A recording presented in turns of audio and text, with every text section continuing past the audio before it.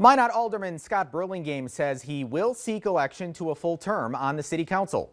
Burlingame announced his intentions to run in a press release today to your news leader. He says he's been a driving force in working to improve access to child care and working to bring positivity to local politics, but says his work is not done. Burlingame won a special election in 2022 to finish the term of Tom Ross, who had been elected mayor. He's one of 3 current council members whose seats are up for election this year, as well as Stephen Padragula and Carrie Evans. Now, Burlingame's announcement means that assuming all declared candidates make it on the ballot, the city will see a contested council race. In January, we reported that 3 area businessmen, Mike Blessum, Rob Fuller, and Scott Samuelson, had announced their intentions to run for the open seats in a joint campaign. Padragula and Evans have not formally said whether they intend to seek re-election, though Padragula told us in January he had begun circulating petitions.